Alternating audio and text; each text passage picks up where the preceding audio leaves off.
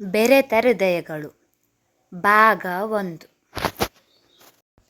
ಬೆಳಿಗ್ಗೆ ಸುಮಾರು 10 ಗಂಟೆಗೆ ವೀಣಾ ಅವರು ಎಂದಿನಂತೆ ಮನೆಯ ಹೊರಗಡೆ ಇರುವ ತಮ್ಮ ಹೂವಿನ ಗಿಡಗಳ ಆರೈಕೆಗಾಗಿ ಹೊರಗೆ ಬರುತ್ತಾರೆ.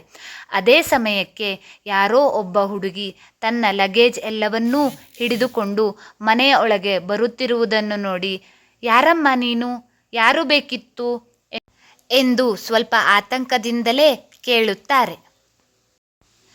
ಆಗ ತನ್ವಿ ನಗುತ್ತಾ, ಆಂಟಿ, ನಾನು ಯಾರು ಅಂತ ನಿಮಗೆ ಗೊತ್ತಾಗಲಿಲ್ವಾ?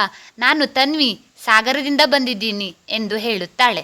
ಆಗ ಅವಳ ಮಾತನ್ನು ಕೇಳಿದ ವೀಣಾ ಅವರು ಸ್ವಲ್ಪ ಮುಜುಗರದಿಂದಲೇ, ಸಾರಿ ಕಣಮ್ಮ, ನಿನ್ನನ್ನು ನಾನು ಒಂದೆರಡು ಬಾರಿ ಮೊಬೈಲ್ನಲ್ಲಿ ನೋಡಿದ್ದೆ. ಎದುರು ಬಂದಾಗ ಗುರುತು ಹಿಡಿಯೋಕೆ ಕಷ್ಟ ಆಯಿತು ನೋಡು, ಬಾಬಾ ಒಳಗೆ ಎನ್ನುತ್ತಾರೆ.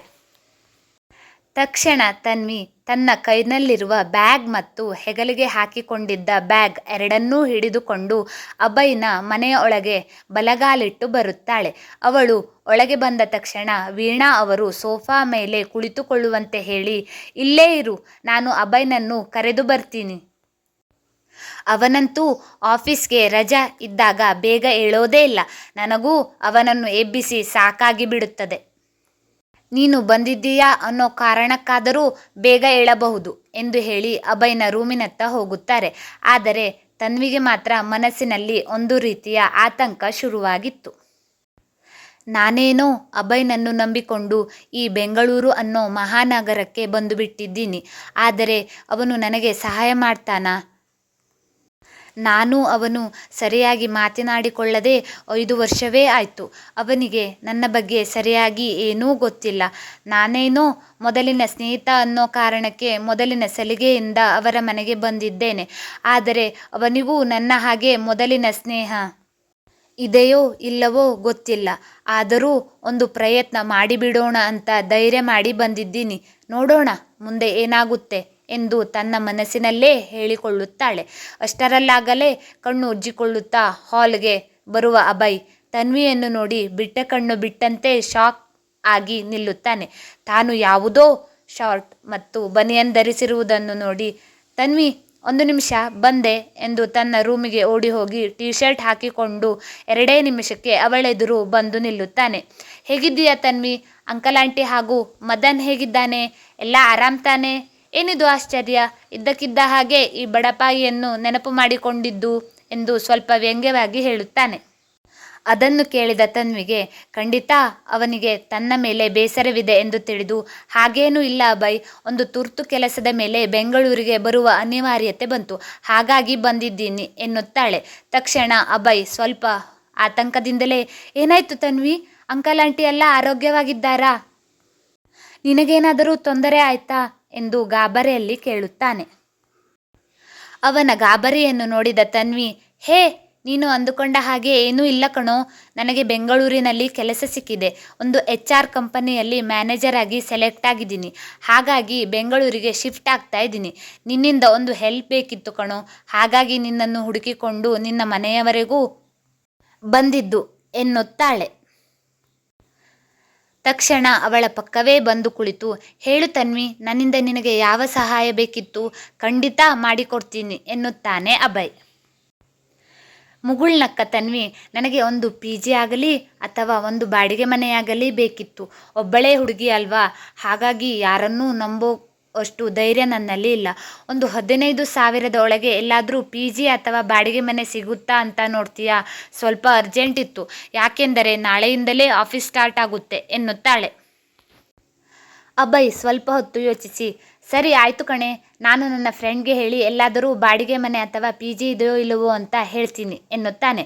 ತಕ್ಷಣ ಅಲ್ಲೇ ಇದ್ದ ವೀಣಾ ಅವರು, ಯಾಕೋ ಅಭಿ, ನಮ್ಮ ಮನೆ ಮೇಲ್ಗಡೆನೇ ಖಾಲಿ ಇದೆ ಅಲ್ವಾ, ಅವಳಿಗೆ ಏನೂ ತೊಂದರೆ ಇಲ್ಲ ಅಂದರೆ ನಮ್ಮ ಮನೆಯಲ್ಲೇ ಇರಬಹುದು. ಬೇರೆಯವರಿಗೆ ಕೊಡೋ ಬಾಡಿಗೆಯನ್ನು ನಮಗೆ ಕೊಟ್ಟರೆ ಆಯಿತು ಎನ್ನುತ್ತಾರೆ. ಆದರೆ ಅಭಯ್ ತಾಯಿಯನ್ನು ಕಣ್ಣಿನಲ್ಲಿ ಗದರಿದಂತೆ ಮಾಡಿ ಸುಮ್ಮನಿರುವಂತೆ ಹೇಳುತ್ತಾನೆ. ಅದೇ ಸಮಯಕ್ಕೆ ತನ್ವಿ, ಆಂಟಿ, ನನಗೆ ಓಕೆ, ನೀವೆಲ್ಲ ಪರಿಚಯದವರು, ನಿಮ್ಮ ಮನೆ ಮೇಲೆಯೇ ಮನೆ ಬಾಡಿಗೆಗೆ ಇದೆ ಅಂದರೆ ತುಂಬ ಒಳ್ಳೆಯದಾಯಿತು. ನಿಮಗೆ ಅಭ್ಯಂತರ ಇಲ್ಲ ಅಂದರೆ ನಾನು ನಿಮ್ಮ ಮನೆಯಲ್ಲಿ ಬಾಡಿಗೆ ಇರ್ತೀನಿ. ಖಂಡಿತ ತಿಂಗಳು ಬಾಡಿಗೆಯನ್ನು ಕೊಟ್ಟು ಬಿಡ್ತೀನಿ. ನನ್ನಿಂದ ನಿಮಗೆ ಯಾವುದೇ ರೀತಿಯ ತೊಂದರೆ ಆಗಲ್ಲ ಎನ್ನುತ್ತಾಳೆ. ಅಭಯ್ ಸ್ವಲ್ಪ ಸಂಕೋಚದಿಂದ ಹಾಗಲ್ಲ ತನ್ವಿ ಎಂದು ರಾಗ ಎಳೆಯುತ್ತಾನೆ. ಅವನು ಹಿಂಜರಿಯುತ್ತಿರುವುದನ್ನು ನೋಡಿ, ಯಾಕೆ ಅಭಯ್, ನಿಮ್ಮ ಮನೆಯಲ್ಲಿ ನಾನು ಬಾಡಿಗೆಗೆ ಇರೋದು ನಿನಗೆ ಇಷ್ಟ ಇಲ್ವಾ? ಖಂಡಿತ ಸರಿಯಾದ ಸಮಯಕ್ಕೆ ಬಾಡಿಗೆ ಕೊಡ್ತೀನಿ ಕಣೋ, ನನ್ನಿಂದಂತೂ ನಿನಗೆ ತೊಂದರೆ ಆಗಲ್ಲ ಎನ್ನುತ್ತಾಳೆ ತನ್ವಿ. ಅಯ್ಯೋ ಹಾಗಲ್ಲ ಕಣೆ, ನೀನು ನನ್ನನ್ನು ತಪ್ಪಾಗಿ ತಿಳಿದುಕೊಳ್ತಾ ಇದ್ದೀಯಾ. ಮೇಲಿನ ಮನೆ ಅಷ್ಟೊಂದು ಚೆನ್ನಾಗಿಲ್ಲ. ಈಗಾಗಲೇ 3 ರಿಂದ 4 ಜನ ಬಾಡಿಗೆಗೆ ಬಂದು ಮನೆ ಚೆನ್ನಾಗಿಲ್ಲ, ವ್ಯವಸ್ಥೆ ಚೆನ್ನಾಗಿಲ್ಲ ಅಂತ ಹೋಗಿದ್ದಾರೆ. ಹಾಗಾಗಿ ನಿನಗೂ ಸರಿ ಹೊಂದಲ್ಲವೋ ಏನೋ ಅಂತ ನಾನು ಸುಮ್ಮನೆ ಆದೆ ಎನ್ನುತ್ತಾನೆ ಅಭಯ್. ಅಯ್ಯೋ ಪರವಾಗಿಲ್ಲ ಬಿಡು, ನನಗೇನು ಐಷಾರಾಮಿ ಮನೆ ಬೇಡ, ಇರೋದ್ರಲ್ಲೇ ಅಡ್ಜಸ್ಟ್ ಮಾಡ್ಕೋತೀನಿ. ನಿಮಗೆ ನನ್ನಿಂದ ಏನೂ ತೊಂದರೆ ಇಲ್ಲ ಅಂತ ಅಂದರೆ ನನಗೆ ಈ ಮನೆಯೇ ಫಿಕ್ಸ್. ಆಂಟಿ ನಿಮಗೆ ಓಕೆ ಅಲ್ವಾ? ತಿಂಗಳಿಗೆ 15,000 ಬಾಡಿಗೆ ಕೊಡ್ತೀನಿ ಎನ್ನುತ್ತಾಳೆ ತನ್ವಿ. ವೀಣಾ ಅವರು ಸಂತೋಷದಿಂದ, ಅಯ್ಯೋ ನನಗೆ ಓಕೆ ಕಣಮ್ಮ, ನಿನಗೆ ನಮ್ಮ ಮನೆ ಇಷ್ಟ ಆಗಬೇಕು ಅಲ್ವಾ? ಮೊದಲು ಅಭಿ ಜೊತೆ ಹೋಗಿ ಮನೆಯನ್ನು ನೋಡು, ಆನಂತರ ಬಾಡಿಗೆ ಬಗ್ಗೆ ಯೋಚನೆ ಮಾಡೋಣ ಎಂದು ಅಭಯ್ ಮತ್ತು ತನ್ವಿಯನ್ನು ಮೇಲಿನ ಮನೆಗೆ ಕಳಿಸುತ್ತಾರೆ. ಅಭಯ್ ಮತ್ತು ತನ್ವಿ ಮೆಟ್ಟಿಲು ಹತ್ತಿ ಮೇಲೆ ಬರುತ್ತಾರೆ. 1 BHK ಸ್ವಚ್ಛವಾಗಿದೆ. ಕಿಟಕಿಯಿಂದ ಸೂರ್ಯನ ಬೆಳಕು ಬೀಳುತ್ತಿದೆ. ವಾವ್ ಅಭಿ, ಮನೆ ತುಂಬಾ ಚೆನ್ನಾಗಿದೆ. ನನಗಂತೂ ತುಂಬಾ ಇಷ್ಟ ಆಯಿತು. ಅದರಲ್ಲೂ ಸೂರ್ಯನ ಕಿರಣ ಮನೆಯೊಳಗಡೆ ಎಷ್ಟು ಚೆನ್ನಾಗಿ ಬೀಳುತ್ತಾ ಇದೆ ನೋಡು. ನನಗೆ ಕತ್ತಲು ಕತ್ತಲು ಮನೆ ಅಂದರೆ ಇಷ್ಟ ಆಗಲ್ಲ, ಆದರೆ ನಿಮ್ಮ ಮನೆ ಮಾತ್ರ ತುಂಬ ಬೆಳಕಿದೆ, ತುಂಬಾ ಚೆನ್ನಾಗಿದೆ. ನನಗಂತೂ ಈ ಮನೆ ಓಕೆ ಎನ್ನುತ್ತಾಳೆ ತನ್ವಿ. ತಕ್ಷಣ ಅಭಯ್, ನಿನಗೆ ಓಕೆ ಅಂದರೆ ನನ್ನದು ಏನೂ ಪ್ರಾಬ್ಲಮ್ ಇಲ್ಲ ಎನ್ನುತ್ತಾನೆ.